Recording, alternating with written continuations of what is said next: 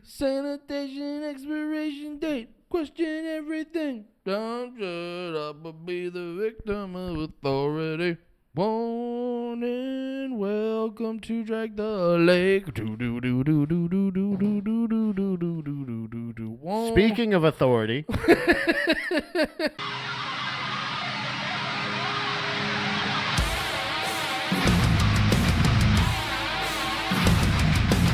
I'm going to hit you with a real quick B-U. Pit Police. Pit Police. This is Drag the Lake. This is a show where we are experts on everything music. Everything ever. But mainly, essentially, punk rock music, hardcore music, all of the such. This is and the rules of the mosh pit. And this is an interesting case. Ooh. This might be a vehicular. What do you got for me, George? This might possibly be a vehicular pit police that we got to deal with. George, I'm a movie cop. I have no time for fucking anything ever. Everything's annoying to me. Everything's an annoyance. When someone what are you doing in my office? When someone asks me to do my job, I get exacerbated. What do you got for me, George? This right here. Shoot him in the head.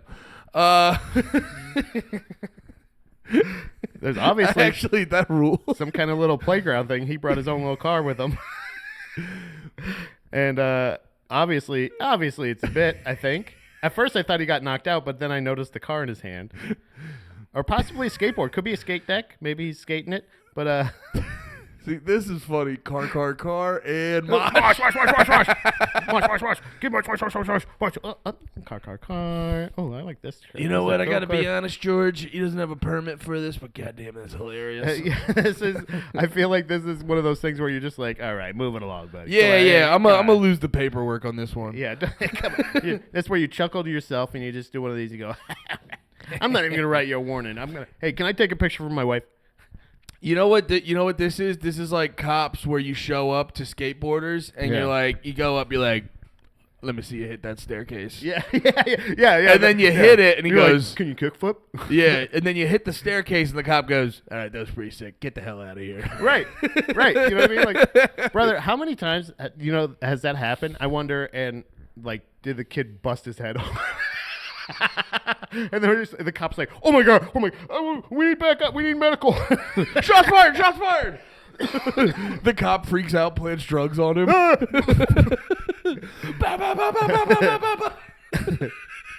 right, well, I just wanted to get that out of the way so we could get to the real No, that topic. was really important news. It's important. Obviously, it's very important. Oh man, my Instagram is gonna be the death of my bald lady. My Buddhism is gonna be ruined forever. Oh, did they do Chris Dorner on Little Stinkers? Yeah. It's Chris month. Oh, really? They're doing Chris month. Wait, Merry they're doing other theme months? Yeah. What the hell? Little Stinkers, we're going to have to fucking sue you. Yeah, because we did it because we did the exact format of your podcast after you did it. And put it on both of our podcasts. But we're the first retarded podcast to declare months. Yeah, that's true. That is true. We invented that. So But we're in my granny. I will be waiting on my check. We are in music review month. Yes. Well, we're kind of in music review life until we think of a new thing. I like it though. I like this. It was nice. Versus. What? This is like a versus. Yeah, it was nice to take a little break on making fun of Tim Armstrong. Mm-hmm. I still can't get over the way he talks. You know the funniest thing? It's so funny. I wish it had been me that brought it up, but I went to see a comedian last night that I've listened to his podcast for like forever. But yeah, I saw you post about him. Jimmy Pardo. Yeah, I used to fuck with his shit back in the Yeah. I mean, I don't dislike him. I just don't really pay attention to him anymore. People kind of like I got a little bit like I actually ended up getting like the Patreon during the pandemic and shit like that. What was it? Never Not Funny? Never Not Funny. Yeah. And so I was at that show, and at one point somebody brings up, he's talking about music, and he said something about like, asked about his favorite band. It's this guy in the crowd. And and the guy said Rancid, and I was like, holy shit. And he's like, Rancid? He's like, I'm not familiar with the outfit, but he's like by the sound of the name, I don't think I'm gonna like it. But it's like one of those things of like, God damn it, what are the odds that the first time I ever get to see Jimmy Pardo, he gets to hear about Rancid for the first time ever. And we just covered about how much they suck. Dude, it is kind of weird. You have no idea how much you would hate them. That's the kind of thing in life that... Can you imagine that? I don't think I'd like them. Oh, no. You have no idea how much you would not like them. James? You'd hate them. You would absolutely despise them. No, I literally had something like that. I don't know. Maybe it's just like you notice it, but like there is that fucking thing where it's just like the timing of this is crazy. The timing of this is weird. Like legitimately, we just released an episode which got great. People seem to like. Yeah, lots of good feedback. Yeah, like we don't. I mean, normally people we get our likes, we get our views. That's nice. But and we got our regs in the comments. Shout out Derek. Also, we invented regs. Also, so we're gonna sue Bobby Kelly. Yeah, we got Bobby Kelly. We're coming for your ass. We got our. You're coming for your newly thin ass. We're coming for your ass. Yeah, Bobby, I'm coming for you, baby. There's but we have like we got. You're a legend, Bobby. I do nothing but respect for you. We got Dick Stinkley. We got well, actually, Kanye. We got all our fun. This week's got a little bit. Tonye might want to add to his vinyl collection. Ooh. Because the first pressing of my album, I forget which song it was, but one of the songs was completely fucked up on the original pressing. On the record released to the public, there was a mastering error on the track Poison on the first run of CDs pressed. Oh, for Rancid? Yeah. So the very first pressing of, and I'm doing, I will not. You fucking Poison! Whatever that was. I'm gonna be doing lots of them. This is one of my favorite. No, dude, you gotta fucking make your tongue way fatter. You fucking Poison! Little rattlesnake! And I don't want to grab you. You're fucking rattlesnake. Don't you funny? That's what you are. I don't have time to sing on beat. My tongue's too fat. Can I tell you right now? Tell me right now. This album, when I thought this is the way that Rancid was going, I about shit my pants. I mean, I was coming, I was shitting, I was coming and going. And the album Pat is talking about is Rancid. No, it's Rancid 2000 or Rancid 5. No. Why wouldn't you call it Rancid 2000? No, but in my research, I have decided this album is called Rancid 2000. But if you were researching, you did realize there's a hefty number of people out there calling it Rancid 5. Yeah, those people are wrong. Why wouldn't you call it? Why would you call it Rancid 2000? It's such a good title. And it's a great, like, brother, that's what I'm saying. I thought it was the whole thing. It was like, this is Rancid, and like, damn it, I wish I saved the picture. I'm going to try to find it. But like, I think it might be even the back cover of the CD, but I'll put it on the screen here. But like, Rancid 2000 is the exact album title for a thing where like, these guys look fucking different. They look kind of scary. They look like this album. It was appropriate for you to think this was going to be like a new. It's a rebranding era of because Rancid 2000. Well, this was the end. This was the end of them on Epitaph, beginning of them on Hellcat. Yeah, which we talked about before. It's still Epitaph. It's spooky Epitaph. It's no. It's Doc Martin's Epitaph. Oh yeah. But like this is like I think this is the back cover or this is like that. Also, very few high definition pictures of the album at all. Anyway, I love when you full screen it doesn't get bigger. Yeah, it doesn't even help at all. That's cool. But it's like they kind of look. Hold on. Really? What? Get bigger, you fucking dick. What did you do? All right. Well, I guess guess it get wider. Either way, it's look, it looks bigger there. Look, when you made it wider, Pat, they should call it Lars Fredrickson and the Fat Bastards. Because he got bigger. So, but like, I really did think. Did you not hear it? No, say it again. Go. No, but I thought it was. Look at this though. Look how big. This is crazy. They don't have anything. I understand you're punk rock as hell, guys. You guys are the punkest, rockest guys ever. But by this time, it was like there's very few high definition images of this album cover. It's funny because I found a couple with the vinyl pressing or whatever, but not as much as I feel like I normally do. Well, it's funny with albums from or music videos from this time period. You'll go on bands' YouTube channels and they'll have a music video for like the biggest song of their career and it'll be in 480p. Yeah. And I go, wow, you really couldn't hit up the guy with the original file. Yeah, you don't. That's so interesting. You really don't like you don't know the guy with the original file? Well, these guys like so that's why I was saying like, okay, so if you're doing this, like you're going this way, you're dangerous guys. Because even like, again, speaking of the fat bastards, Lars Fredrickson and the such, this was his scary biker phase times. Yeah. 2000 to like 2002, 3, something like that. I think in that it was like him. So you're like, oh, this is a rebranding. And then they put out some shit like Fall Back Down and all this other bullshit after that. And I'm like, what are you doing? Who are you? Yeah, well, Because, like, you know why I think they did that? Because they hate their fans. Yes. Go ahead. It's yes. The good old Pat person. It's a personal attack on Brother, me. I have a note, by the way, for my interview my review of Warning by Green Day, which is spoiler alert, that's coming up. And I feel like I shouldn't review things or maybe do this podcast on an empty stomach anymore. That's so because I get real bitchy. Oh, you get nasty over Green Day. Yeah, man. I got pissed off. Interesting, because last week you were like, "No, I like this album a lot." So that's interesting that you're gonna. I definitely had it.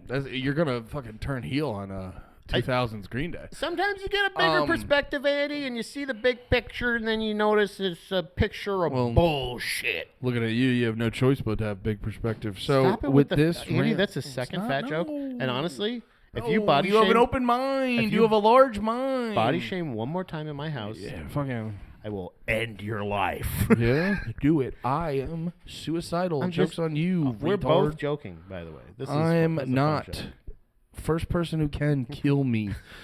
I'm too scared to do it myself. Don't do that. I need suicide by literally anyone. I'm just kidding. Don't kill me. I'm in the middle of. I want to finish One Piece. I'm gonna give this Buddhism try. What the fuck was I gonna say? Oh yeah, no. You know why I think I didn't even consider this with because Fall Back Down's right after this. Yeah, Fall Back Down. Or no, Indestructible. Oh brother, dude, Suck can my I tell you? Fucking dick. Can I tell you why I love that song so much? Why? Is because I was playing. Fuck, what game was it? There was a game back in the day. It was like one of those car racing games where it was like Need for Speed, whatever the fuck. It was one of those when like the Fast and the Furious movies were a big deal. Yeah. So it was a lot of like underground. We're doing it for pink slips.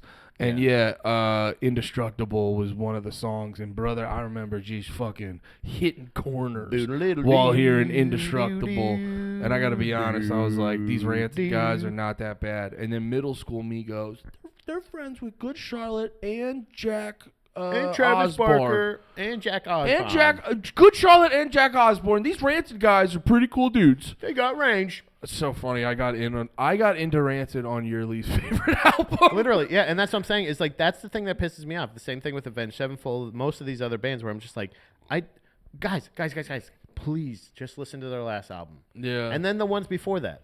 Those are like those.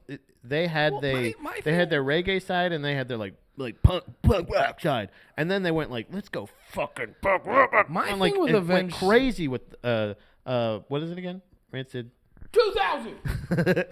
My thing with Avenged Sevenfold is at some point the drumming changed, and I just don't know what happened. They're stunting themselves. This is what I'm saying with Just kidding. Indestructible. I know the guy died. Sorry, I just went right over that. I apologize. It's okay.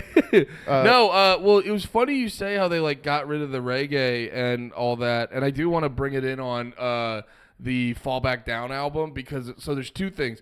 I didn't even consider like you experiencing this in real time because this was a crazy rebranding. If you guys don't listen to Rancid enough, before this, all their music was always like a good mixture of like punk, ska, reggae, all that kind of shit. Got your operation. IV scratch itched. all had your that punk shit, rock itch, yeah. you know what I mean? Like And then this album was them basically going like, no, we're just going hard, fast, hardcore punk rock.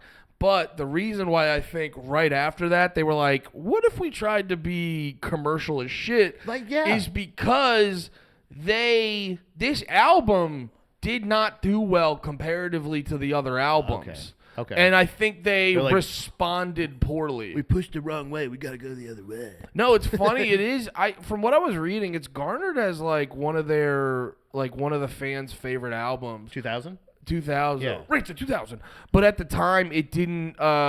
They were like crushing it, and this did not do well comparatively. Brother, I taught myself that song 13 Bodies or Dead Bodies Everywhere. You know. Okay. Do do do do do do do Yeah. do do do do do do do do. That like when you go to Indestructible or what was it? Is that that's the next one, right? I think the next album's Fall Back Down. Fall Back Down. No, sorry. no, it is Indestructible. Indestructible. Fall Back Down was. When you We'll fall back down. You're helping back up again. But when you go to that, and Jack Osborne. the bass line Thanks on for that picking is- me up. literally the bass line on that one is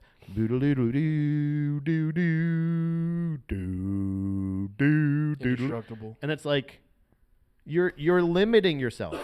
I understand if you want to be more marketable, but like you did Ruby Soho.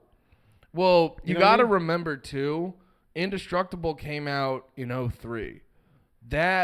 So like the force, I'm not giving them a pass on the album. Okay. But you got to remember the forces in the world. Yeah, the Good Charlotte's, the The forces in the world were like, hey, Simple Plans. Rancid, are you trying to make $1 bajillion? Yeah. And they were like, you want to slow this down a little bit? You want to lighten it up? Like, quit screaming all the the time. forces in the world Quit was. screaming. I wouldn't, that's actually an interesting thing to think about. I wouldn't be shocked if there were a bunch of bands like Rancid who kind of got soft in the early 2000s because pop punk and emo and all this other shit was like all the rage at that That's point. it. Yeah, maybe they were trying the second wave shit. You know what I'm saying? Like, Yeah. Because like NoFX got popular again in like the early 2000s because of the Rock Against Bush stuff. Yeah. So like they did a couple like Tonight Show. They did like Conan or something like that, and like Punk's so much better when there's a Republican in office. Right, yeah. It's so much better. But there's like but with Rancid, like they had Ruby Soho that popped. Yeah. And shit like that. So they kind of popped. But like that's why I'm saying like Indestructible is not only is it egregious stylistically in my opinion, but like because it's such a big jump. Yeah. You have these transition albums and you were not transitioning to that whatsoever. You spring that on us and we don't like it. Yeah. So I don't like it. But but like you have this such a blatant like you said, well, this is what's really popular right now, so let's just do this. Yeah. Like, let's have all of our celebrity friends. You know what I mean? Like it just kind of gets really it bums me out because it's like it's so obvious. I'm not caring about like I don't care if you want to be successful again or if you want to have a mainstream thing or whatever, but like you've been doing it. You did it with Ruby Soho. You did it again with the transplants and that goddamn hair commercial. That's what people don't realize where Hair commercial. that's what It's a commercial for hair. that's whatever. I actually don't You think know what I that's- mean, right? Garnier Fructis or whatever. You're being hard on yourself. Pat, be the Buddha. Get out of your suffering. That's not that crazy of a I fuck gotta up. stop suffering. No, I think what happens is a lot of people go and they look and they go like, what's popping? And then they need to, like a band like Rancid, especially too at this point when you're 5 albums in, Yeah. it's like people want Rancid. You know, because what's going to happen in a lot, and this is obviously as a consumer and a fan of music, I'm not the musician. This is so much easier said than done. But it's like, and I know you're, it's a good example in a modern context, and you're not the biggest fan of them, but it happened with the new Turnstile, with the last Turnstile album that came out. That album, like, it had hardcore elements, but from a songwriting standpoint, it had like a new, fresh sound to it. And from my personal experience, I just saw a bunch of people being like, yo, you heard this new Turnstile album? It's like, that's to me how music really pops off is you give people something that they didn't realize they needed. Yeah. And then there turns into this word of mouth where it's like, yo, you fucking hear about this shit? It's how I heard about the movie Barbarian. You ever watch that Yeah, one? love it. That's a good one. That was totally through word of mouth, and it's like you don't like the shit doesn't spread because someone's like, yo, you hear that new Rancid album? It really just sounds like all the other shit we're hearing. It sounds like everything else they've ever done, but kind of like stunted. Did you guys hear Rancid's doing the thing now? Yeah, did you hear Rancid was ranciding again? Yeah, but Rancid be ranciding. it is a shame. It is a shame that they went that direction because dramatically. this album is pretty.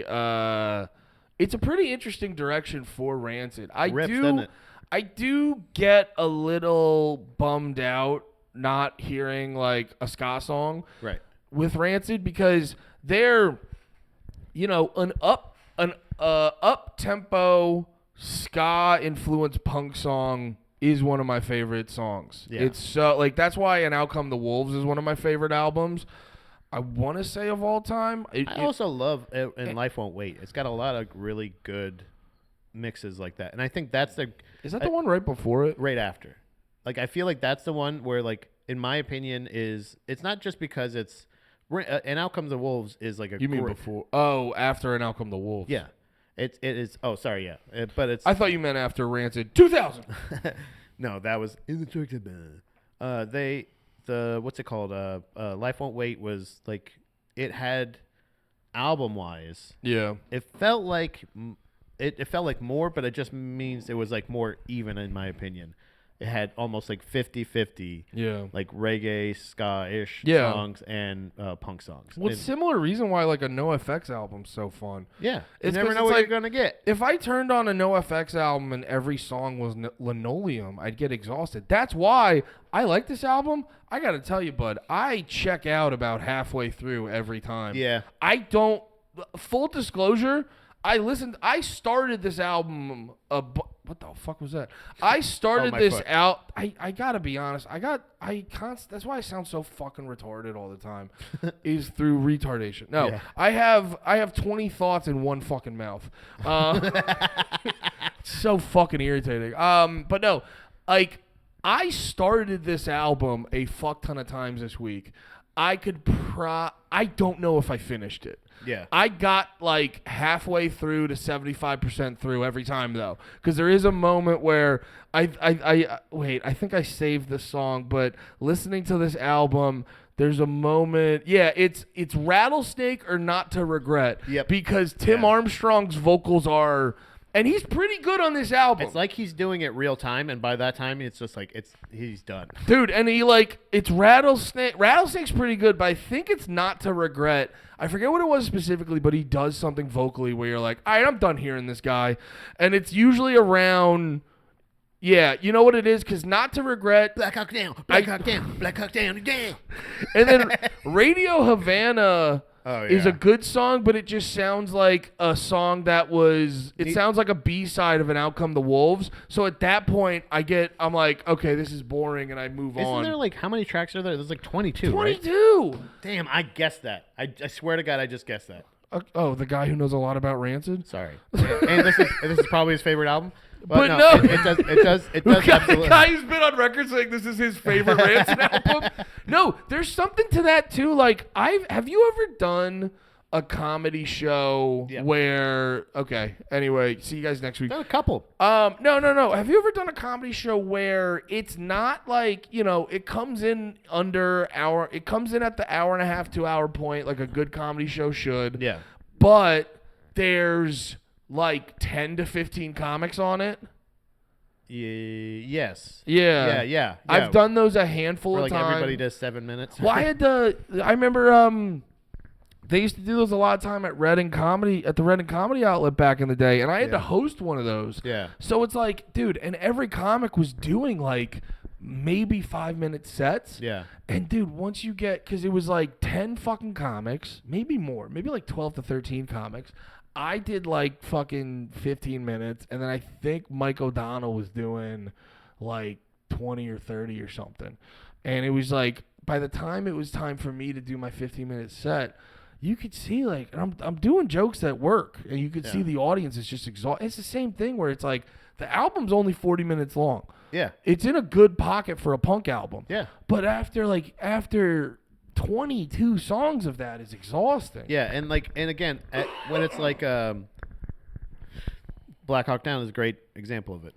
Explosion at zero, explosion at zero. Black Hawk Down, Black Hawk Down, Black Hawk Down. It's just kind of like one of those things of like it's something I point out with the Green Day album I did too. Like there's not as much by any means, but it feels like that's a great bones to a song. Now think of some lyrics. You know, Yeah. like, yeah, but like, what if we just put the rough track? It sounds like a lot of rehearsal tracks. Oh, and what I'm saying? Like, well, where you have they're just you have a good ear, because I think I read somewhere that a lot of these tracks are like first takes. Oh yeah, yeah, I wrote it down. Most of the songs were recorded in one take. That I did not know. Good ear. Yeah, no, I think. Well, also too, like. You know what the other problem is with like 22 songs is that the songs are very good, but they do a similar thing on all the songs. Do they have a live album? Do you know? I'm sorry. They do a similar. I don't know. Sorry, I could have just Googled. No, it's it. okay. That was just completely different. I didn't know if you had ever heard it or not. No, because I'm just fucking with you. No, I'm thinking about with the one take thing, and I'm just like, that's crazy, but I do appreciate that because like the Chariot does that. Yeah, they have done that, but then I'm like, wait, they've never even. I don't think they've ever done a live. They're on a South Park album.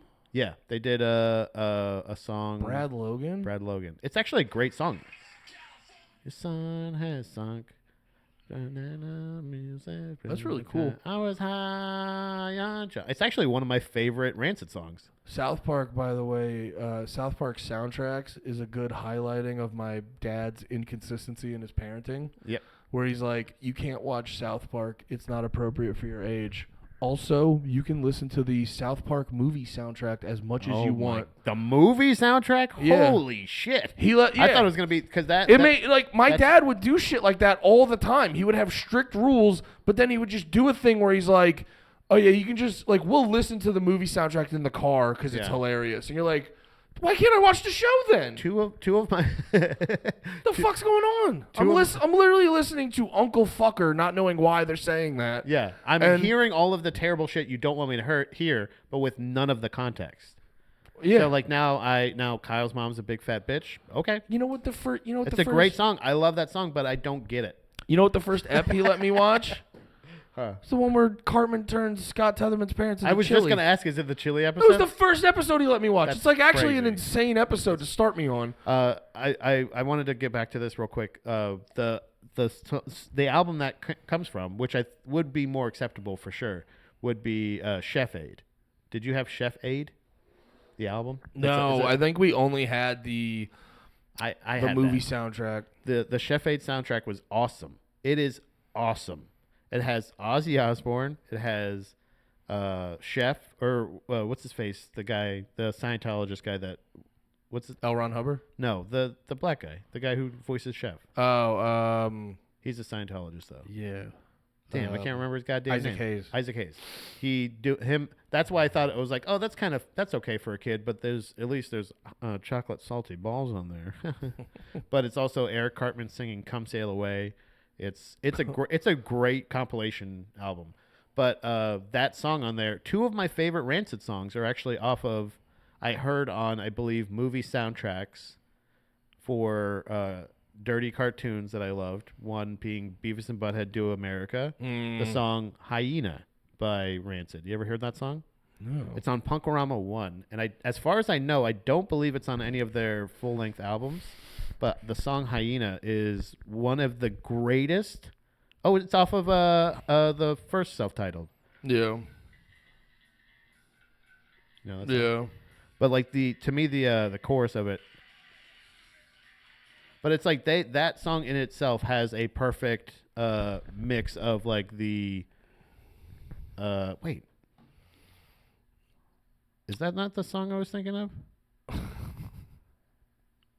But no, it's got the perfect mix of of the punk ska kind of like thing. I think it's a different one I was thinking of, man. I'm sorry. No, the thing I was gonna say earlier about the Rancid I album. Want to Riot. That's the song. The thing I was gonna say earlier about the Rancid album is it's another reason why like the 22 songs thing is exhausting is because you're talking about like the bones of the song or whatever, or the skeleton of the song or whatever. I don't know exactly how to explain it, but they kind of like they kind of do like a similar thing on every single song. Yeah. Where like getting into it, and then because they're leaning into much more like hardcore, fast paced like punk rock and shit like that, they get into every song in a very similar way. Yeah. And once again, it's only a 40-minute album, but doing that thing over and over and over again, you're like, oh, okay, so you're going to start this song off the same way. You're going to do this the same way. And it just, you get a little exhausted of that. So I don't know. I've been thinking about the short song thing because I actually, on stream the other day, there's this band I found called Bad Beat. And they're one of those bands where they just put out an album. It's like 14 songs, 13 minutes long. And with them, like, Rancid album doesn't really do this because, like, the short songs sound like a complete thing. But it was funny, on the Bad Beat album, the songs were very good, but every single song just sounded like it could have used another verse or chorus to feel like a full thought. And I'm not anti-short songs. Like, I actually pulled up this clip of my favorite band, Gallows, and they have this like 40-second song called True Colors, and it's a short song front to back. It feels like a full cohesive thought, but like, there's a lot of short songs that I'm just like, you probably could have just made this a full thing. Like, I don't know, sometimes with the short music, it's almost like they're going for a thing, but sometimes it does come off as like a full cohesive thought. Yeah, sorry, I just wanted to clarify. The song was I Want to Riot. It's not on any of their releases, but it's on Beavis and Butthead Do America soundtrack, as well as Punkorama 1. I was getting it mixed up with the other song on Punkorama 1. But the short song theory, I feel like there's nothing wrong with a short song, I think, necessarily, but when it's a whole mess of short songs. Yeah. Because I ran into the same idea with 45 or 46 songs that were not good enough to go on our other albums. No Effects. Yeah, by No Effects. And the second disc of that was them re-recording, I believe, their Surfer EP or their Surfer releases or whatever like that, and a bunch of old demos and stuff that they had. But they're doing it they all were kind of in one take. Okay. So, like, you can hear them kind of, like, fucking around a little bit before, and they go, like, 1, 2, 3, and then play it. Yeah. But a lot of them are, like, even, like, 5-second songs or something like that, where one of them's Fuck the Kids, but there's different versions of Fuck the Kids. Yeah. There's, like, a really big one, and then there's also Fuck the Kids, Fuck the Kids, Fuck the Kids. Like, you know what that's a song, and I'm like, all right, well, you know what we're having a good time, everybody, but I'm done. You know what I think the difference is? I think it goes back to like it goes back to my big complaint about like Andy Kaufman and shit. Yeah. Is when it comes to like art or things in the vicinity of it, the stuff that always I'm not the biggest fan of is the stuff that you watch, like that thing you just said, the song where they go fuck the kids like 5 times and finish it. Yeah. That sounds similar to a lot of Andy Kaufman stuff. That sounds like something that they went, dude, wouldn't it be funny if? And like, that's the kind of stuff that goes, yeah, that stuff's funny when you're describing it to people. Like, oh, dude, No Effects has a 5-second song. They just say "fuck the kids" a bunch, and you're like, oh, that's hilarious. But then you will listen to it, you're like, it's fine. Yeah, I think it doesn't when make me even LOL. Like, it doesn't even make me go like, yeah. I just go like, all right. Yeah, I think that's where it's like that just sounds like it's like you're almost writing music and making art based off like a tweet's worth of a thought, Or even like a conversation you had in the green room of like, man, fuck the kids. Like, fuck the kids, fuck the hey, play that song you just wrote, Mike. And yeah. like, and then like it was like a bit that they're like, what do we just like what if we just did that? And it's like, hey guys, you want to hear the song we just wrote? Like that, like, okay, then good. But then after that, all right, bit's over. But it's whatever but they also have a song called Juice Head, where like the sound of the music sounds fucking awesome, but they're just going Juice Head, and it's just like, all right. Yeah. It feels like, again, all of these are great bones to songs. And then there's there's other more thought out songs like Puke on the Cops. Go to Work Wasted. There's like other songs that are like that have funny lyrics or like different compelling elements to Sure, it yeah. that aren't just fuck the kids, fuck the kids, fuck the kids. Fun things to fuck. Yeah. You know, things like that. It's there. You can do the short punk song where it's funny, comical, and kind of like they have a really good way of word economy in a 15-second song. Mm-hmm. Rancid, I'm not putting that much. I'm gonna say, yeah, they can write a 15-minute or 15-second ripper or 30-second ripper or something like that. But like, are they going to be entertaining or good? I'm putting my money more on NoFX. Well, I think like Rancid, and this album is a great example of it, where Rancid's a very talented band. Like, to me, there's a lot of bands that are sprinters, and then there's bands that are marathon runners. Mm-hmm. I think Rancid's full of sprinters, where you go, in that short distance, like for 20 minutes of an album, Rancid's the best band ever. Yeah. They're one of the, but then once you get past 20 minutes, it's like it kind of just turns into the first 20 again. Yeah. So that's why it's like I really like this album up until I stopped liking this album. Yeah.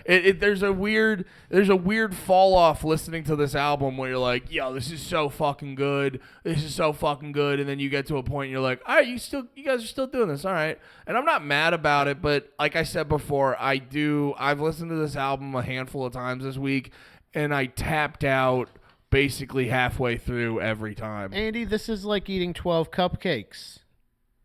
Go on. You give me 12 cupcakes, I'm going to eat 12 cupcakes. But if I try to eat them all in one sitting, I'm going to get sick. I need to have those cupcakes over the day. You know what I'm saying? So, like, I can't just go like, I love cupcakes. Yeah. But if you just go like, cupcake, cupcake, cupcake, cupcake, cupcake, you don't like cupcakes by the end of it. You know what I mean? So, like, especially, too, cupcakes now, they're all getting fancy with it. Yeah. And, like, I don't need a lot of cupcakes. That's why I would be a whole day guy. If you needed me to do 12 cupcakes, I'd be like, you gotta give me a work day, because the way they're doing the icing now, it's too rich. I apologize. Where did you where was your tap out? I can't remember. Was it Rattlesnake? It's in the song Rattlesnake, and then the 3 after that is in that. That's the vicinity of when I tapped out.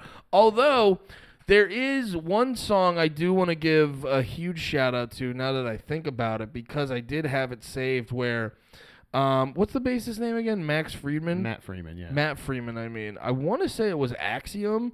There's one song where the middle of it is just a bass solo, and it's so fucking good. So one of my favorite songs, and I feel like is probably their most, I can't even say it's their most underrated, but I think it falls victim to what you are saying right now. You're saying about getting to like Axiom or like right where you're like around Black Derby Jacket, Meteor of Monster. What is that? Yeah, Meteor of War, or whatever. Like you're cashed out essentially. You're not paying attention anymore. Yeah. But the next song right after that is one of their greatest songs that they've ever written. Very much Matt Freeman driven. Okay. To me, it's when they're shining. My favorite, when my boys in Rancid, when they shining, it's Matt Freeman doing his thing on bass. It is Lars Frederiksen singing, Lars Frederiksen lead, with a Tim Armstrong, yeah, every once in a while, and his doing his twangy guitar that somebody's playing for him. Can I do a slight adjustment for my preference? Need my Rancid thangin'. I need Rancid up-tempo, fast-paced. I need Matt Freeman writing the song like you said. Yeah. I need Lars Frederiksen on the chorus. Okay. And I need Tim Armstrong doing his weird fast rapping on the verses. 2 hands up emoji. Lord. Andy, You just said exactly. Yes, exactly. Lars Fredrickson singing. Because when you get Tim Armstrong doing his dumb rapping shit, and then Lars hits the chorus, yeah, that's peak Rancid but to me. this is this is the baseline for Dead Bodies.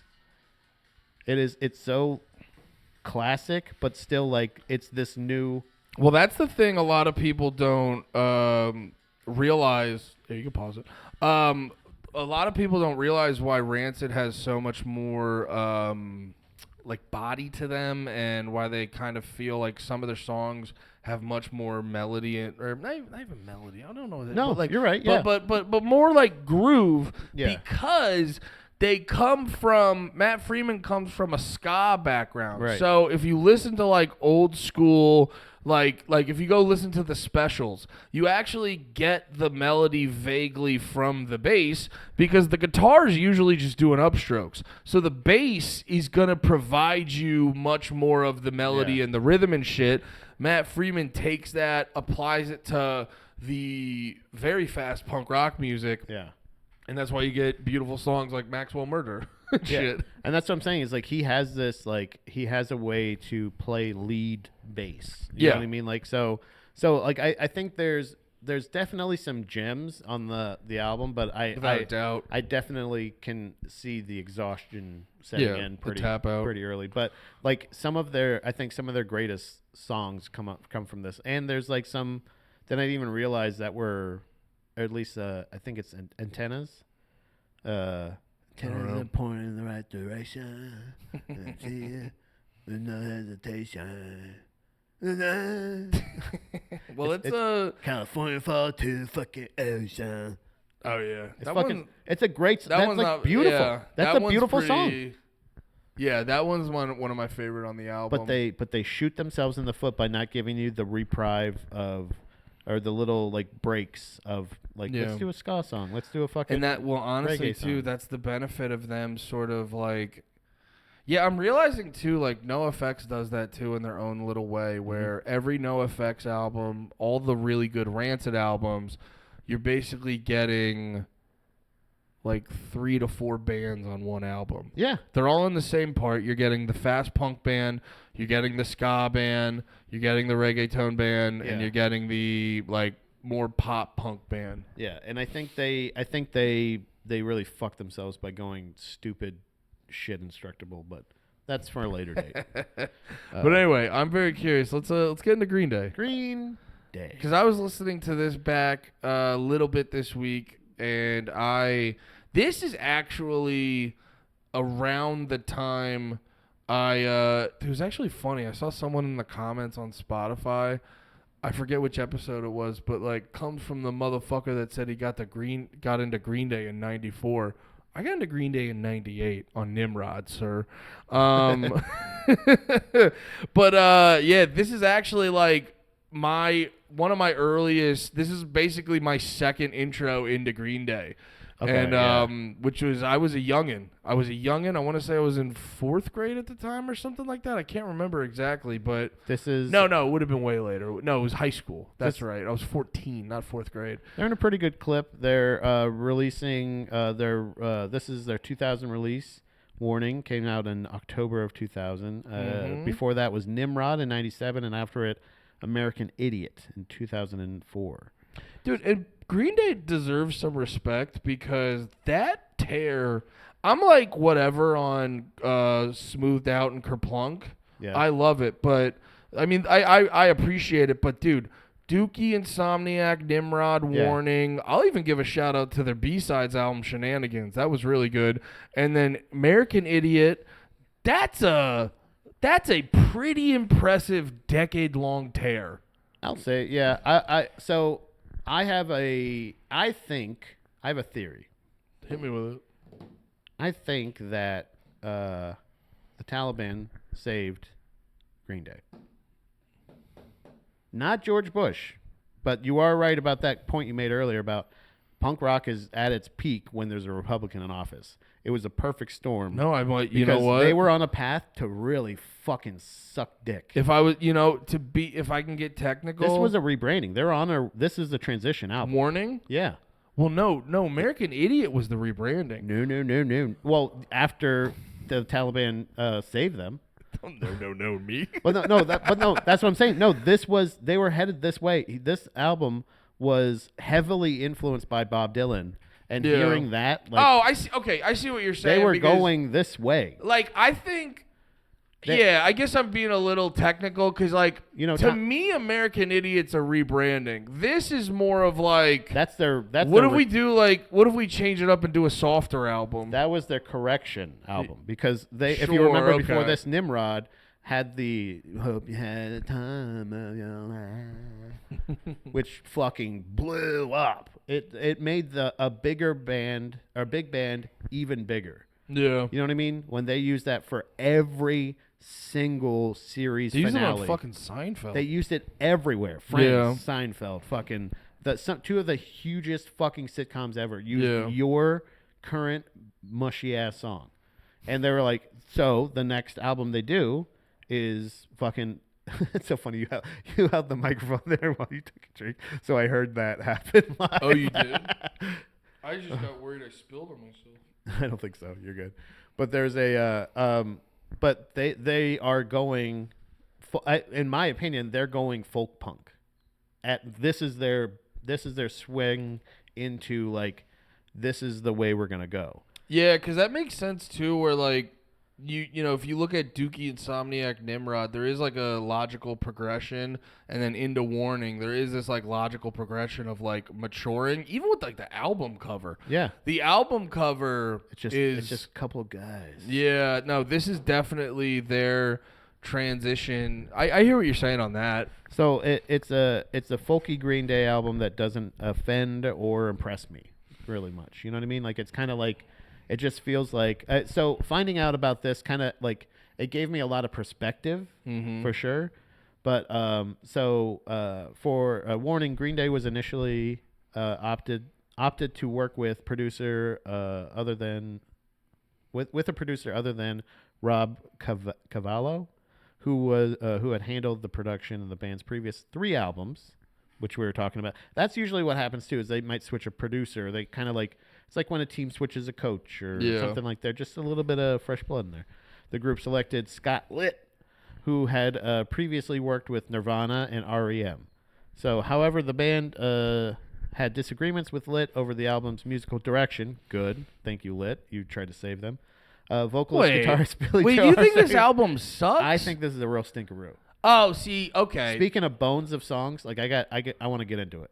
No, I'm very curious about that because Stinkeroo I don't think is fair. I think the less adventurous is fair because I listen to this and I think all the songs are very nice and wholesome. Yeah. I think but I think Stinkeroo in my opinion is harsh because all the songs are very, very good, but they're also you know, I could see some of them feeling like they hold back a little bit, like they don't really like it's a calm album. It's almost like so the reason I say Stinkeroo is because it was recorded from January through May of 2000. Okay. It took 5 months to do this. That's what I'm saying. Is like if That makes it a Stinkeroo? your last album was 97. Right Yeah. I think what it was is this. I think the reason. So I think it's the perfect storm of this album being a stinkeroo is the fact that they had such success in their last 3 albums. Sure. They had just released Nimrod in 97, I believe it was. Hold on, let me find that again. Isn't that what I said? Yeah, 97. Yeah, Nimrod right? was 97. So, and they're touring like crazy. They're super successful. They're probably not having a ton of time to write in between. Sure. So that's why. So okay. So that would excuse the, let's say, 5. But so that's 3 years since Nimrod of touring, pretty much probably nonstop. Sure. Nothing. You got nothing else. It just feels like all of these songs, and not a lot of them. There's a couple of them for sure. Like they wrote some great songs on this album, but I think the ones that aren't good are so not good. It's like what what were you doing for 5 months? That's interesting because I get where you're coming You're from. so prolific. I get where you're coming from, but I don't think like you're almost rating it at like a 1 or a 2, and I'm like, it's definitely I'd say 4. in the context of their catalog. This is not the first one I'm going to throw on, but just sitting like I was listening to some of it on the way down here, and I remember I was listening to it like this is a good album. It's Yeah. like fun, you know what I mean? I think I would say Stinkeroo's harsh, I although it's fun to say. it is a lot of fun to say. So I guess that it's basically, I don't know. I think with it coming down to like, if you listen to the 3 other albums that they have, I'm not saying even stylistically. I'm saying it's a big swing stylistically, which I think the style that they were going to, I was not a fan of. So that's already. Oh no! See, I would agree with that. I think in the context of they did this type of album once, makes it better to me. If they would have stayed, if they would have stayed I can see that. Yeah. If they would have stayed on this course, I would have been like, okay, Green Day is getting older and just kind of like phoning it in now. It just, like to me, it's an interesting divergent from the regular shit that Green Day does. I also think too, like. Fuck, what was I going to say? This album to me feels like almost in like MMA terms, where a fighter, like you were saying, oh, this is all you guys put out. I think it's almost in like MMA terms where like a fighter goes for a fight and then he loses, but he doesn't get his ass kicked. But at the same time, it's like, I think you need to like go back and regroup. So while I do think this album is very good, there is elements of it where you listen to it and it would not be shocking to find out they phoned it in on a lot of songs. That could be why it took them fucking 5 months, because they're uninspired and they just need to take a break to regroup. So while I think it's a good album, I do think like the energy of American Idiot and how good, in my opinion, that album is, it was like, oh, you guys also did need some time to really like figure your shit out. And I think that's why I'm saying I feel like with all of the turmoil from the 2000 election, because this was released in October. Yeah, thank you, neocons. That's what I'm saying. Fucking it's like American Idiot's real good. They were kind of saved by the fact that like they had all this shit now to write about. Well, and they were also smart too on American Idiot, because they started them and My Chemical Romance with Black Parade. Yeah. They started the whole like themed album, and not that they were the first ones to do it, but when those albums came out, there was a trend of, oh, this is the overarching theme, and there's actually a story to it and stuff like that. The songs are connected. It's like a movie. Yeah. And it's like, okay, well, that's what I'm saying. It's like it so inspired them that I feel like up until this point, with this being such a Dylan-driven album or Dylan-inspired album, it's so transparent because there's so much fucking harmonica and there's so much fucking acoustic guitar and there's so many elements that you're not gonna fucking do live, so you're doing them on the album. It's really fun that they love to have involve so many instruments of people that they're not going to acknowledge. You know what I mean? Like that. I think this was when they started had the fourth guy they never acknowledged, the cuck guitar guy that they have sitting in the back row, because they're like, we need somebody to play acoustic guitar for us, because it really does feel that's why I guess I'm being so bitter about this, because I'm like, it feels like you have this success from Time of Your Life, and then you're like, acoustic guitar. Nah, think about that's what it feels like. Think about it this way, though. Can you imagine putting out a song like Time of Your Life that what is it? blows up? What's the song? You're really on a pointing out I mispronounced things. No. I want you to say the thing I said. I wanted you to go, Time of Your Life. Oh, no. That's being silly. I thought you've been doing a thing where you point out mispronunciations a lot. So with Time of Your Life, you also got, think about it this way, though. You put out, Thank you. You think about, because I love you. It's actually Time of Your Life. But I'm not in love with you. But no, they put out that, and now this turns into the song. And you got to also consider the fact that Now the follow-up, it's like, oh, Green Day's so fucking big and popular off this. They must be like just like loving all the success and this and that. But now you have to now you have to consider like how fucking anxious they are on the follow-up. So then that leads to, you know, they're also way more mainstream than they've ever been. So that also has to lead to an immense amount of fucking overthinking and all this other shit. Like I think following up the hit is 10 times harder than writing the hit. Yeah, I still feel like I kind of feel like there's a damn, I'm trying to figure out their catalog here. So I think there's like because I'm trying to feel out the Dookie was a huge success. Insomniac. No Pride. Brain Stew. Okay, I was trying to think of the ones. So like, I don't know, man. I kind of feel like, and I understand what you're saying, like where you're coming from. Yeah. And I think you're kind of putting yourself in their position. But this album feels more like we'll give them more of I don't know if they have that same hesitation. I think they're just like, well, you like that acoustic song? We're going to give you all acoustic instruments. What about a harmonica? And they're like, literally, speaking of even a parade thing, Minority, Yeah. I think is the first single off of the song. And I feel like, so Minority, Minority was released on August 22nd of 2000. Mm-hmm. And so I think it's the first single. It's a catchy song, and it's a good mix of their former sound and the way that it seems like they're shifting with this album. But more Dylan in the song. I like they're marching down the street going like Minority, and it's like, okay, there we go. We got the guys. And it does seem like a transition album, but so much of this, the rest of this album feels like ain't doing it for me. Well, to be fair too, a lot of their albums are. This is probably a bigger transition, but if you really listen to it, like Dookie and Insomniac are pretty similar, but I would say Insomniac has much more of like an edge to it.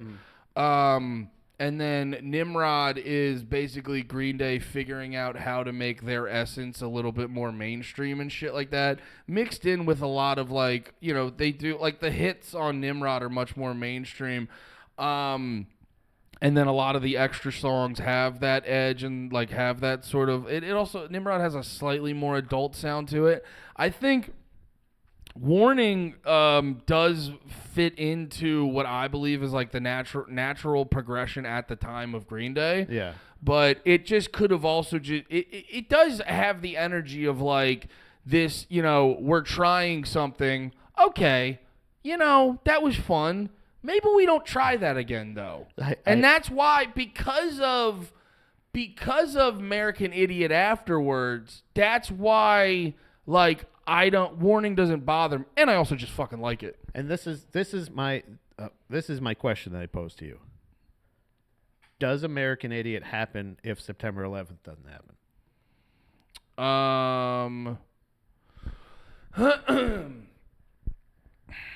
It's a really good question. Do you know what I'm saying? Does like, American it doesn't Idiot feel like it's Green Day's. I don't know if Green Day definitely executed that perfectly, but I can't give full like that's. I'm telling you, Osama bin Laden is responsible for Green Day's. Wait, what were you about to say? I can't resurgence. give them full credit. It's not. Because they were able to. Because I think they capitalize. But I don't know if that would have happened. Well, no, I think those are two like separate conversations. It's like I agree, American Idiot wouldn't happen if like we didn't have this big fucking pro-war neocon movement in the early 2000s. Yeah. But also at the same time, they don't lose and like they capitalized.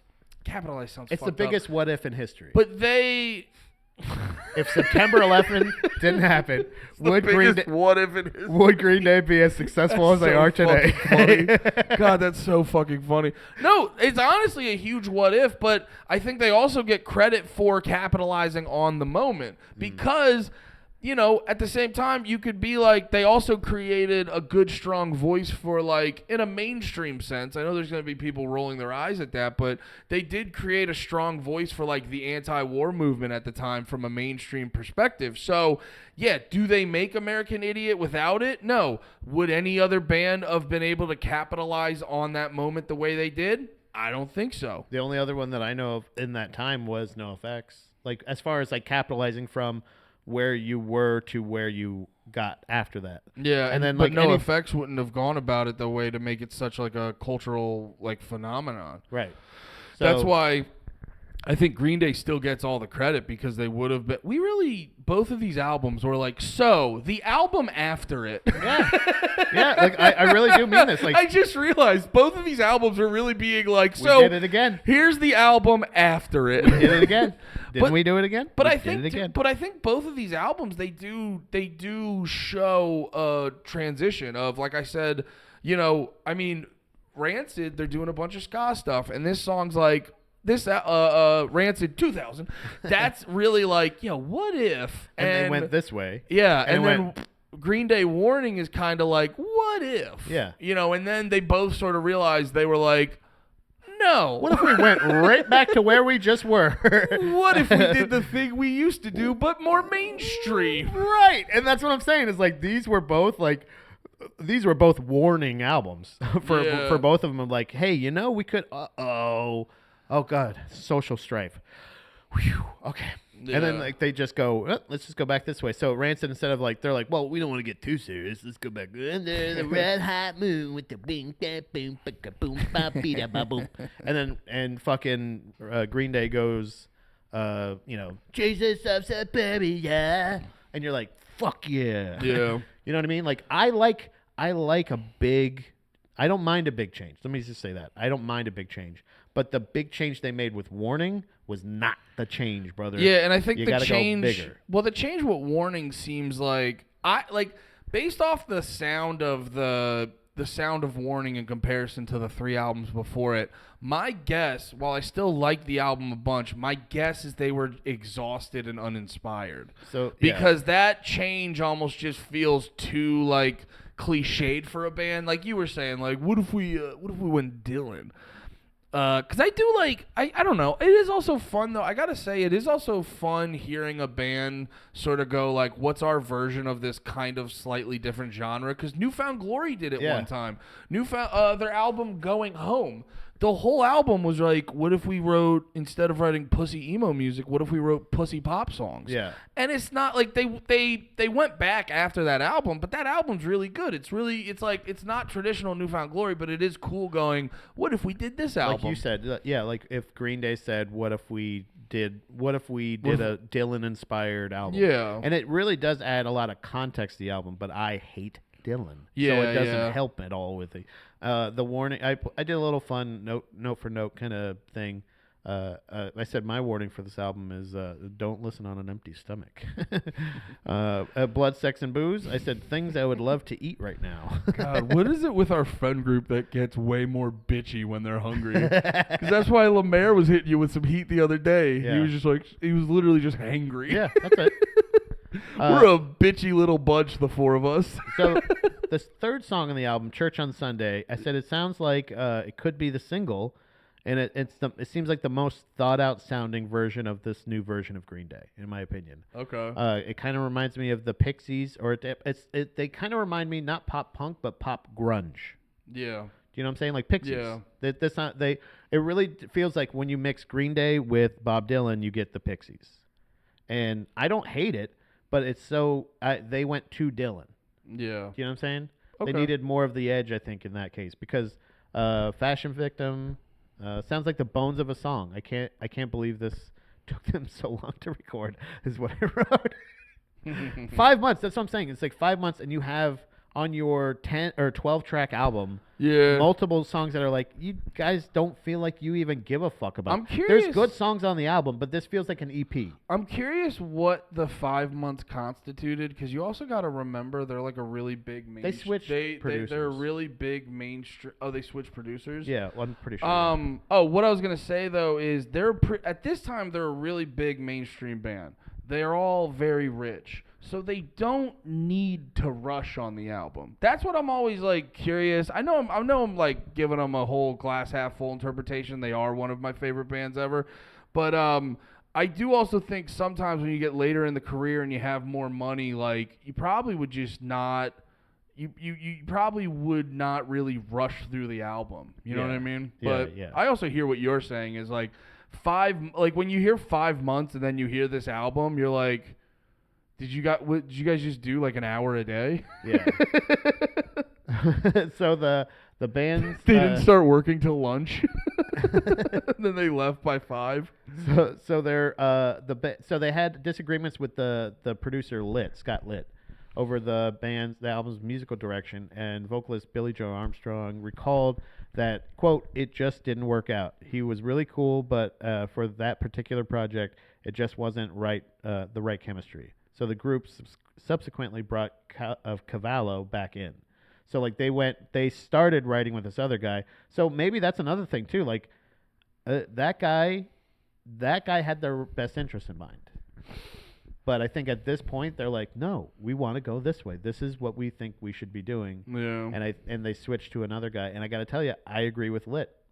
Like where he's probably thinking like this, because they're saying like we're practicing the album, we're writing the album, we're playing it, we've been writing songs, all this other shit, and it's like, have you? But you got to consider too, especially with we talked about it with punk bands. Once you start getting to like the 4 albums, that's a real make or break moment. So think about this scenario. Like, are you a big fan of American Idiot? Yeah, I like it. Yeah, so think about it too. If you don't get this sort of dull, sort of what am I trying to say? If you don't get this sort of like slightly duller album, sort of mismatch on the inspiration, like a non-traditional Green Day album.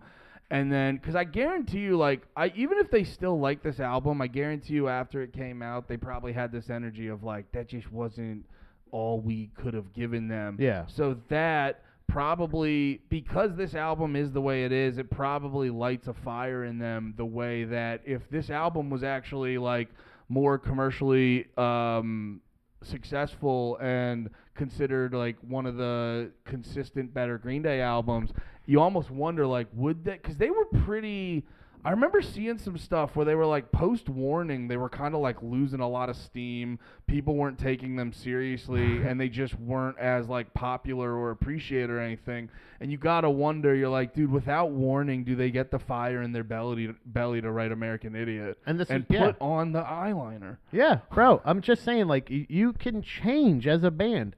AFI changed. I don't necessarily love their new direction, but I would never fault them for doing that. Yeah. Do you know what I mean? But this is an egregious kind of thing. This is egregious. I think. Interesting. This song, Castaway. Yeah. You know that song?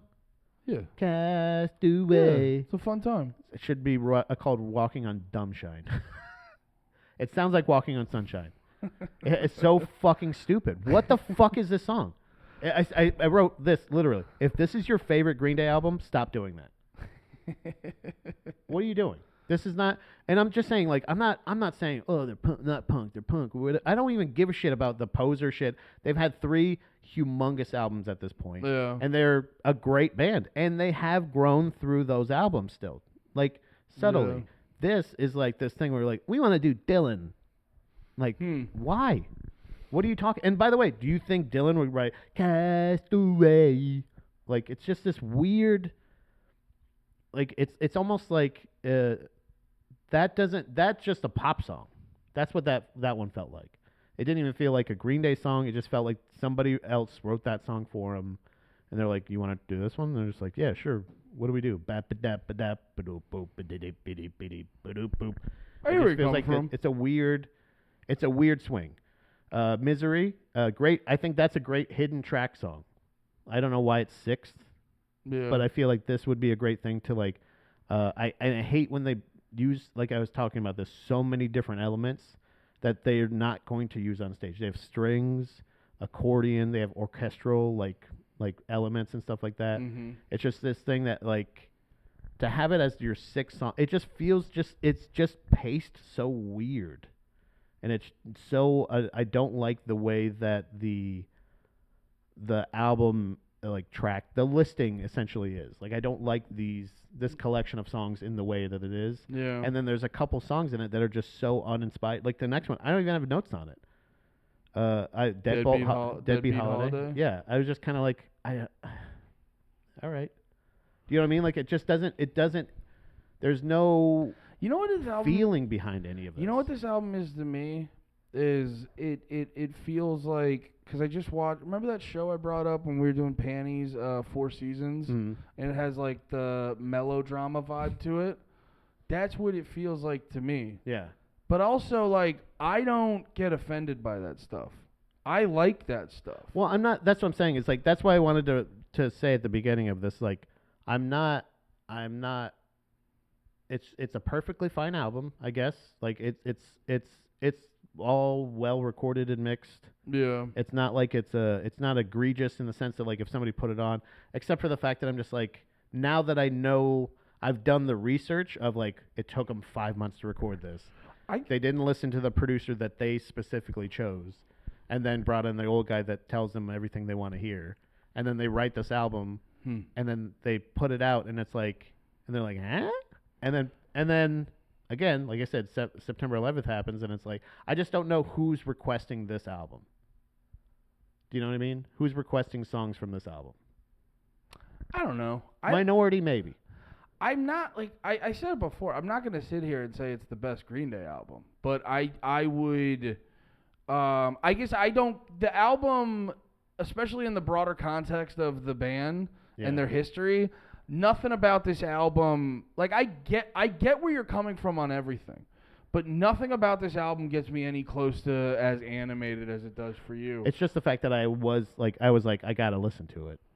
I think that's the reason. It's like not that you were forcing me, but I felt like I was in the way like I have to listen to this because I want to make sure I want to actually give it the consideration that it deserves. Yeah. In the sense that like, but I just feel like as far as like as artistry, especially to put out something like American Idiot after this is like, and then everything before it, it's just like what this just felt like a big whoops. It feels rushed. But it was not rushed. You know what I mean? So, like... Sure. So then if you had plenty of time to do this, I just saying, why'd you release it? It kind of feels like one of those things where you have to release something, so they're like... And again, they wanted to do a Dylan thing. They did a Dylan thing. Didn't tickle my dickle. But, you know what I mean? Like, I'm not a huge Green Day fan, necessarily. I do love their... Yeah. It's a lot of their catalog, I guess. Funny but I'm not you like say. It's funny you phrase it as, "Why did you guys release this?" Yeah, that's an interesting way to look at it. It doesn't feel thought out. Everything else they do is so good, so well paced, so perfect. And then their answer to this after this was like, "Well, you think we lost it? I'll show you this American Idiot, a whole rock opera." But and I guess perfect. Well, I guess for me, like, it's. I think you're like. In the context of just focusing on the album, I could kind of see where you're coming from, but then in the broader context of like they did have three amazing albums before that, and then they came out with American Idiot. To me, I look at that and I just go like, fucking 4.5 out of 5 is pretty fucking good. Yeah, that's how I look at it. And that's but what I'm also saying. at the same time, what? I said that's what I'm saying. I feel like this is a good EP. You're also being like, I think you're underplaying how critical you are of this, though. Yeah, probably. Yeah, which I'm completely fine with. But I'm just saying, maybe it's because you had to listen to an album you didn't like for a week, but that's definitely it. I think especially too, like, have you ever heard? This is why I was looking through my phone. Have you listened to their 2020 release, Father of All? That's no, I don't think. If you listen to that, I think you'll be way less critical of this. Because that album is a very clear, like, you guys were going for something that was very disingenuous, and I actually feel like you're mad at me because you put this album Didn't we out. talk about that? It's one of the worst albums from a great band I've ever heard. This doesn't feel like it's like an attack or anything. I'm just saying within this time frame, for them to be like, it does not even come close to their other albums. Sure. Like that, as far as, and it just feels like the work put in. It just doesn't feel like they put in. Yeah. And there's a bunch of other elements that aren't You know what it is? them. You know what it is for me? I think an album like this feels more like the natural cycle of a band where you almost, and I say this as a guy who fucks with most of this album, I think a lot of bands you have to give them the grace of pumping out a stinker. Yes. Especially too when they follow that up with American Idiot and you go, oh, okay. You guys really needed to pump out a stinker to like get your. It's like a team who's like in a fucking dynasty, and then they have to like lose the big game to come back next season to realize they need it for the story kind of. But I hear you. I'm not telling you you're wrong. Music's subjective, but I was just it's funny. It's just I always get fascinated by having such diametrically different experiences with the same media. That's why it's like when you got mad at me for I was actually thinking about this today. When you got mad at me for the Killers of the Flower Moon, I go, you were annoyed with me because I wasn't letting you have your opinion, and I go, no. I think what you're saying is actually fucking insane, and I'm a type of guy who gets fascinated with that. Yeah. So that's why I ask all these questions, because I go, I need to know. You think the exact opposite of me, and I need to know why. Yeah, this is a thing. But everyone's allowed to have their opinion. But this, the next song, is when this is when I discovered that it was very much Bob Dylan inspired, and I put not hangry. It's Bob Dylan's fault. Wait, can I ask, did they obviously I think it is inspired by Bob Dylan, but did you find anything where they specifically said Bob Dylan? So like the music of Bob Dylan was a major influence on the band during the writing and recording of Warning. Is what it says during the recording part of their.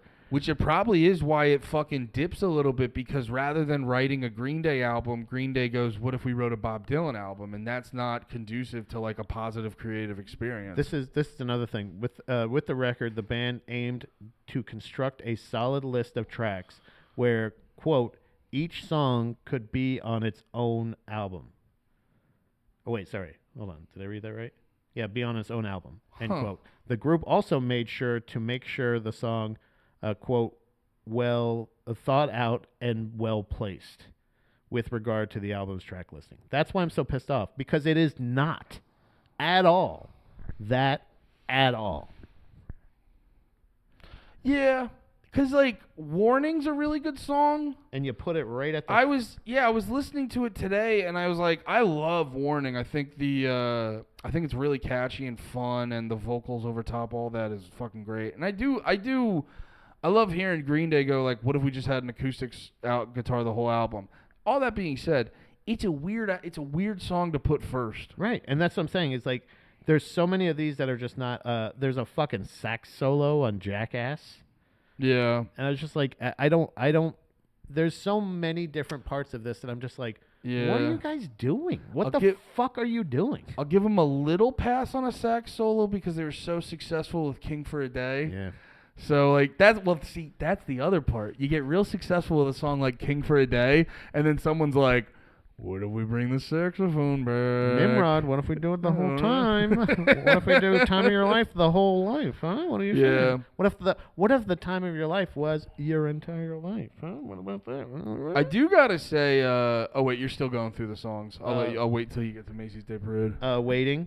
The song is another example of them doing it right. I said it's the last single from the album. Would you agree the singles on this album hit pretty hard? Yeah. And that's what I'm saying is like that plus like maybe one or two other ones that weren't singles. Yeah. Are like it's a perfectly good 5-song solid EP. And I love it as an EP. I get where you're coming from. Not a full length. I get where you're coming from too with like I like the song Castaway, but there is that hokey part of it where it's like oh, the riff really is and you're like, you really wrote that riff? Ugh. Yeah. That's what I'm saying. Like it's not a. I'm not saying the joke was good, but it reminded me of Walking on Sunshine, but just dumb. I'm not saying the joke was. That's so funny. That's so funny. 20 minutes later. Minority, the first single. I talked about this earlier. It's a catchy song, good mix of their former song. But I said more Dylan with the harmonica. Yeah. And shit. But this was them, Green Day, doing their version of Dylan. Yeah. And I'm like, perfect. boom, you did it. Yeah. Like they're I don't need the edge necessarily, but I need them to rock a little. I gotta be honest though, if you're not the Dropkick Murphys or maybe Flogging Molly, yeah. I don't need to hear your rump-a-dump-a-dump song from Yeah. a band. It's like that's the same thing. Whenever you hear a band do a song that's kind of like bump, bump, bump, Yeah. bump, it's like, yeah, okay, we're all doing. We've You're done doing it. a You did thing. it. Yeah, that's You're the doing a thing. thing. So I don't know if any band needs to do a rump-a-bump song anymore. So this is Macy's Day Parade. I put another pretty good mix of their old and new. I said Yeah. a great outro song. Yeah. Also, I said that's when you use the fancy elements, the backup Yeah. instrumental, the classy strings, and Dude, all that because stuff. when you're really cooking with that song and the strings kick in, Yeah. it's a beautiful moment. Right. I one time almost started crying listening to that song because it like got me in a weird headspace. I don't know. I was thinking about like my fucking grandma or something, or I forget exactly what it was, but there was something that triggered in me the second the strings hit. I could feel like Yeah. a little bit of fucking water building up, and I was like, this song's fucking beautiful. Green Day writes great music. Yeah. I trust that Green Day knows great music. Yeah. So the fact that they put this entire album out, I go, what are you fucking dickheads doing? You know, the more we're You talking know better than that. The more we're talking about it, the more I can respect your opinion because I've had the exact same thing with basically any time 4 Year Strong puts out an album. And it's good, but I'm always like, you guys wrote Rise or Die Trying, a very technical... Dude, like, can you imagine writing a pop-punk album that's clearly inspired by hardcore and metalcore, but it sounds poppy and upbeat the whole time, Yeah. but it still has all those technical levels, and then every album after that is just a pretty good punk album? It's like, why? You guys know how to do this. Why are you doing this? Right. Yeah, that's what I'm Yeah. saying. It's like, I understand if you're doing a new I element. get it from but that it's like- context now. But like they do get it right on a couple of these songs. So like I think Warning is a great EP, a terrible album, and like that's what I'm saying is that's how detrimental those bad choices are. Yeah. The track and then to specifically say we took all this time to write these songs. So you took gotta 5 months to write. Well, you know what's funny about that? And this is almost... And to say minority 400 times in a row, and that took you 5 months to write minority. But no, thinking about what you just said, and I'm almost... It's funny. I'm about to shit on them through my glass half full thinking. Yeah. Where there is an element of it. You were saying that they were saying, like, we took so much time to da-da-da. What are the odds that is projection because they knew they were about to put out just an I okay think so. album? Yeah, it must be like we put so this no. This isn't just your normal Green Day album. Yeah. We put so much into this that it may not like make sense at first. So like you're gonna have to listen to this like 14 or 15 times, and then by that time, all of those three. What's the waiting? Warning. Waiting's Minority. such a good song too. I can't remember. I think it's probably my favorite one off of the album, and I can't even picture how it goes. Waiting is Waiting one of those that implements the very rare punk rock key change. Oh. You know when like the music sound, you're like, why is the music same but different? Yeah. Yeah. Are they playing different notes? Oh, kinda. Yeah. Oh. Kinda. Is that the same chord progression in a different register? Oh, okay, yeah. That's perfect. That's Don't a they do a perfect key song. change in that song? Ba, ba, ba. Yeah, and they go, ba. Yeah, they go up one, yeah. Also, the Waiting video ripped because it was one of those where like they're playing like a house party. And the whole party's in like slow mo, but they're in regular speed. Yeah. It was really well done. To me, Warning is almost the song Warning. Yeah. Is almost. I probably dislike it almost as much as most people probably dislike Beverly Hills by Weezer. But also, really? But I also wouldn't go. I wouldn't rally against it the That's same way I intense. don't rally against Beverly Hills. I just let them have it. I'm Buddhist now. I was, by the way, when I reviewed that, I wasn't Buddhist. I'm Buddhist now, so it's like, Yeah. namaste, bro. Pat- I Pat- still don't know if that's what they say. Pat's Buddhist. Well, they say it, but you say I am gay. They say a lot of like. The- they do this and they go. I promise you, this is what I'm hearing. What time do you got to leave for your cat appointment? It's at 2, so I got pretty soon. So we should. probably Okay, wrap yeah. up. I was just okay. Yeah, one more. No. That's why I didn't want to keep you longer because I know how irritating it is to go do those things. No, I hear what you're saying on good EP. I would not go as far as say horrible album, but I would say it is very, very clearly the least inspired of the golden era of Green Day. Yeah. And I say golden era because like It ends I after don't American Idiot. like. I look at Green Day the same way I call Green Day a good band the same way people call The Simpsons a good show. Statistically, The Simpsons is technically a bad show. now. Yeah. But it had the 8 seasons it was good was so good that we all pretend like the last fucking 90 seasons didn't happen. Yeah. And now, I'm not going to go so far as to say that, what's the fucking name?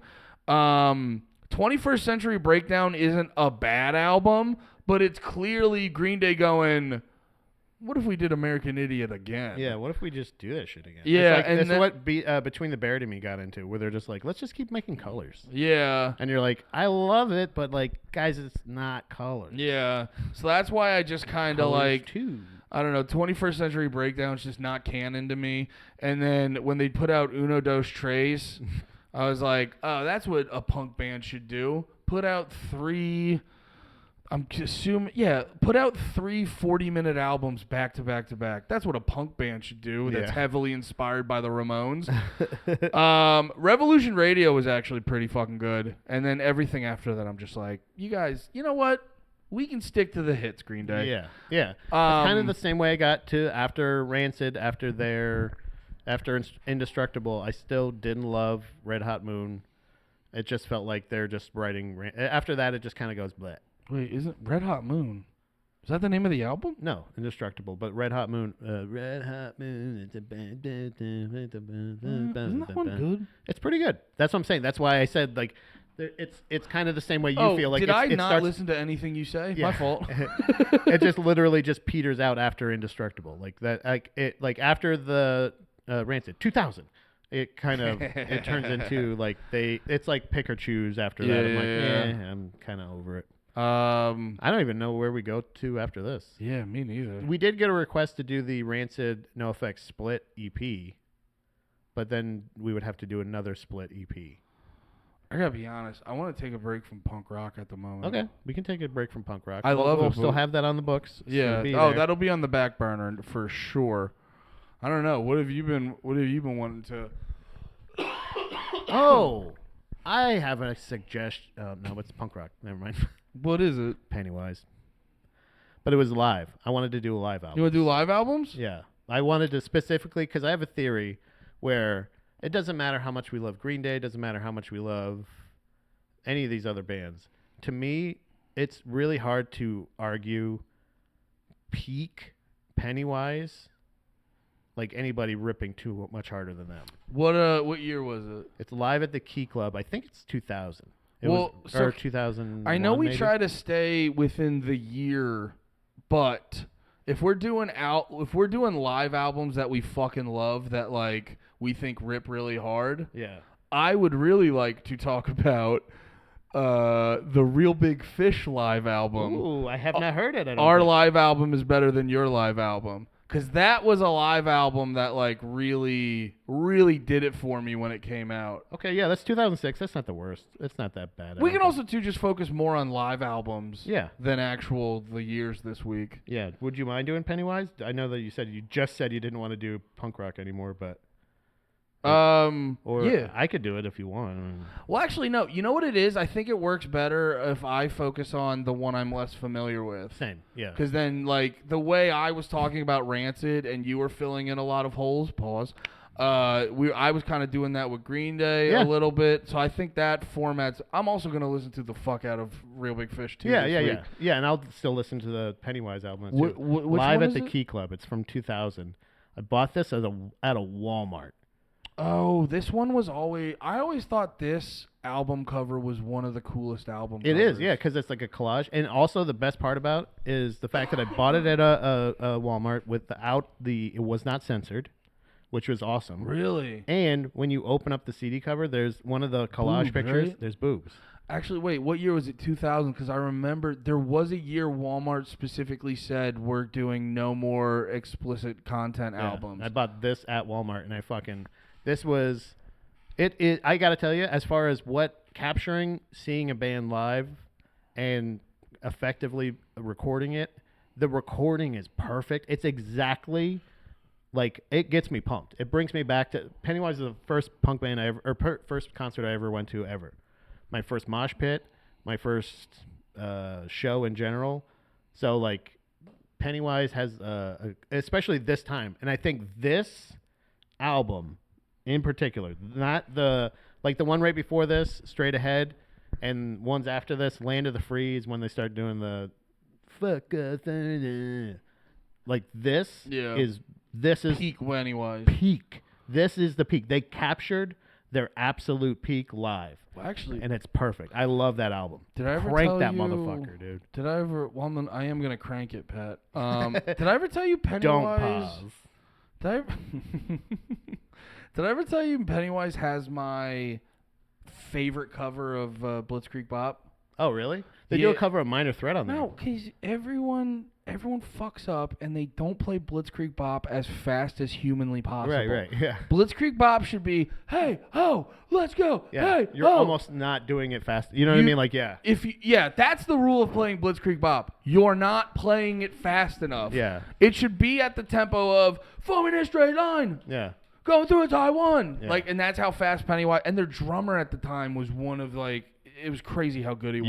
You're gonna love that. But Yeah. no, I'm very excited about definitely. Oh, dude, I wonder if it's online because I don't want to ruin it for you. But I ended up getting the live DVD for this Real Big Fish Oh, album, nice. and they have. God, I pray to God it's on YouTube, but they have like the audio commentary for it. Oh, nice. And some of the behind the scenes stuff about this album is so fucking funny. I'm sure it is. Yeah. I'm sure we'll find it. And I also too, I think Real Big Fish, they go underappreciated because they leaned into the goofy ska image. But I do truly think like if you really listen to them for what they are, they got a lot of good shit going on with them. But you're shaking like a motherfucker. I know. You look like you got a lot of piss in you that I needs got to be so outside much of piss you. in my body. Well, all right. Well, he's gonna go piss in my mouth. We'll see you guys next week.